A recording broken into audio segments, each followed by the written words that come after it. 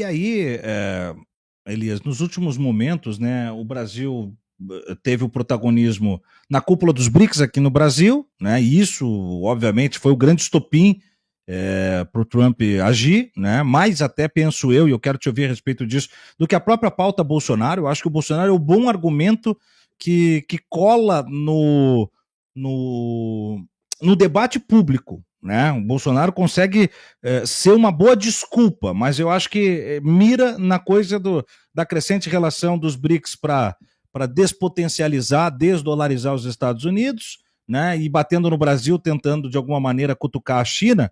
Mas, além disso, o Brasil protagonista, presidente Lula na presidência do Mercosul, e hoje, né, essa reunião, esse encontro em defesa da democracia, que trazem Lula, Boric, Orsi, Petro e também o Pedro Sanches, né, que elaboraram uma carta belíssima ontem defendendo a democracia. Esse encontro é uma escalada em resistência ao trumpismo ou ele é em caso de incêndio quebra o vidro? O que é? O que trata disso?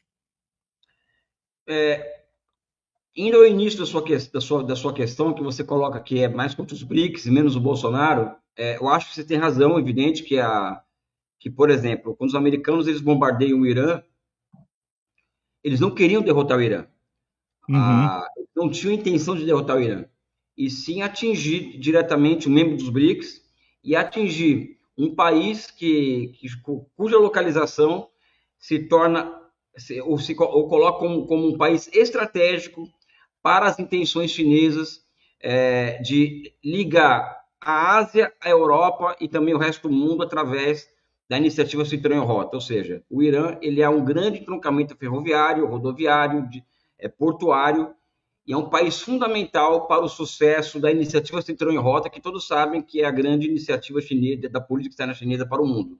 Então, atacar os BRICS, o Irã é atacar os BRICS e é também atacar a China nesse caso.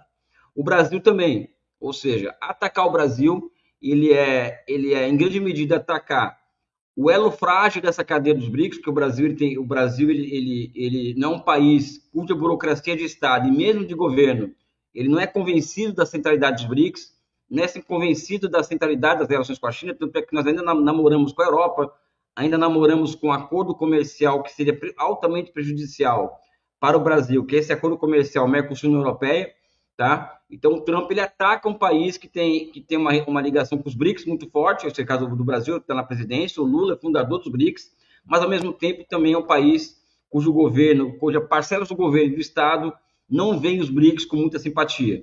Mas, por um outro lado, observando a estratégia geral norte-americana e o papel do Brasil nessa estratégia geral, a defesa do Bolsonaro e a pressão exercida sobre os ministros do Supremo, sobre o governo, é parte fundamental disso daí.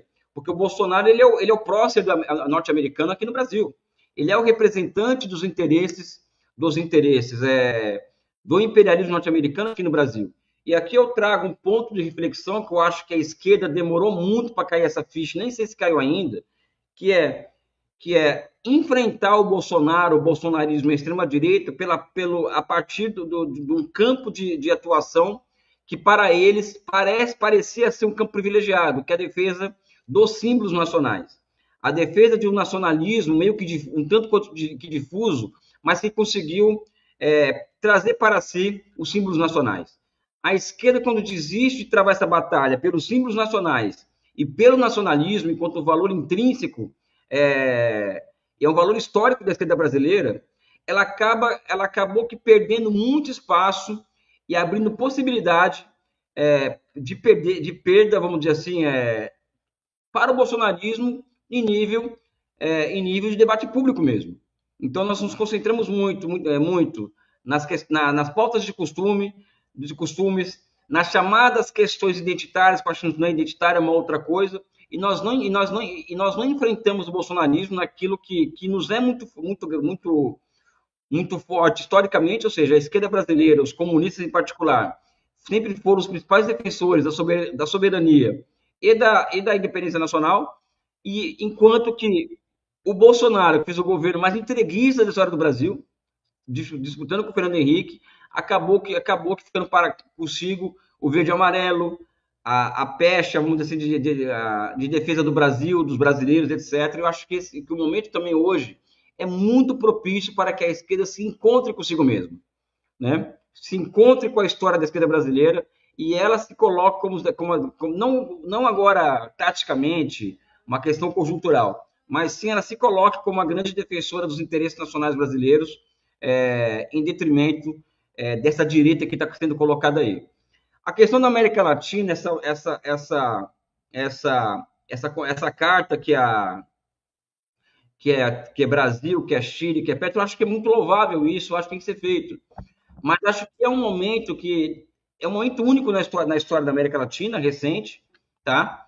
Cá entre nós, os americanos tiveram muito sucesso na derrubada de governos de caráter nacional popular aqui na América Latina, né? Até que sobrou Venezuela, sobrou Bolívia, a Colômbia, ela está resistindo, o Chile são um tanto quanto desconfiados das reais intenções de Boric, e agora o Brasil que vive uma grande corda bamba, ou seja, aquela tendência no começo dos anos 2000, né, ela foi desfeita em grande medida, com muito sucesso pelos Estados Unidos.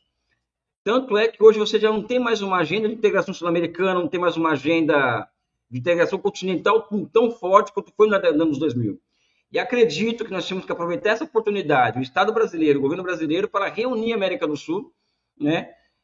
E diante do que está acontecendo, resgatar a necessidade de reconstrução, né? Da Unasul, da construção, da possibilidade da viabilização de um banco para a América do Sul, né?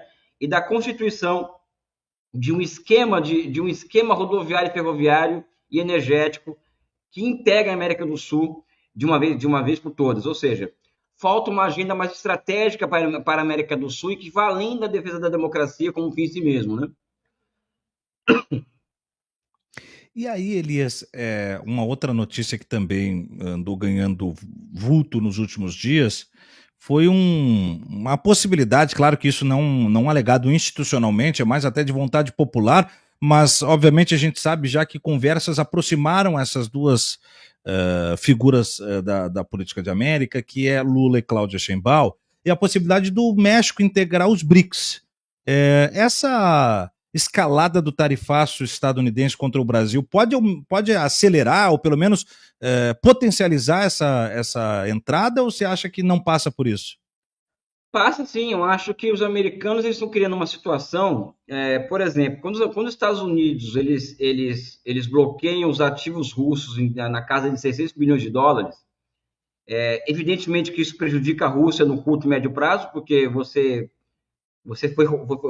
Rússia foi roubada em 600 bilhões de dólares, os ativos russos foram literalmente expropriados pelos Estados Unidos.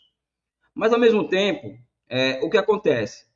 O mundo inteiro passou a ter um olhar de desconfiança em relação aos Estados Unidos.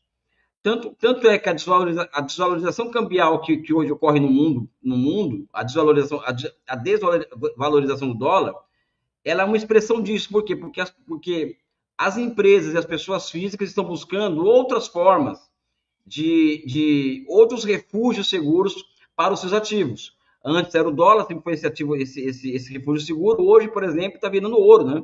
O preço do ouro não para de subir por conta da busca do ouro enquanto uma alternativa ao dólar enquanto reserva de valor, tá? Então, a situação que os americanos criaram a partir da Rússia, a partir da utilização do dólar enquanto uma arma de destruição em massa, foi acelerar o processo, por exemplo, de integração entre as economias russa e chinesa, né? Foi acelerar o processo de países interessados a se integrar aos BRICS. Tanto é que houve uma expansão dos BRICS nos últimos anos, tanto como entre membros plenos, que também como membros associados, né? Então, o México, evidentemente, como um país estratégico no mundo hoje, ele será muito bem-vindo para os BRICS, caso realmente essa intenção se concretize. Então, é a tendência internacional que se acelera com essa postura do Trump no mundo, né? Que coisa, hein? E tudo tão rápido. 2025 tem acumulado tanta informação a respeito da geopolítica que a gente não pode que sabe piscar, né? O governo brasileiro entende que a bola está no campo dos Estados Unidos para propor algum tipo de negociação envolvendo essas sanções em tarifa. Temos 10 dias aí até o dia 1º, que seria a entrada em vigor.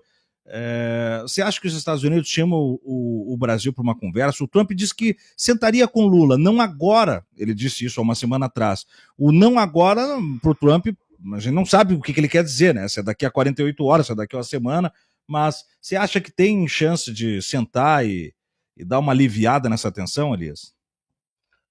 Eu acho que não interessa para os Estados Unidos no imediato aliviar essa tensão, né? Não Uhum, interessa para os americanos. Eu acho que vai acontecer, o que deve acontecer é um balanço interno aqui entre os bolsonaristas de quem está ganhando e está perdendo com isso. É evidente que os bolsonaristas estão perdendo muito, mas também existe o quê? Uma aposta dentro dos Estados Unidos, a partir da pressão que o Eduardo Bolsonaro e o Paulo Figueiredo têm feito, de dobrar a aposta nas sanções contra o Brasil, que vai além das tarifas, né? Daí, enfim, existem outras possibilidades que precisam observar de sanções ao Brasil.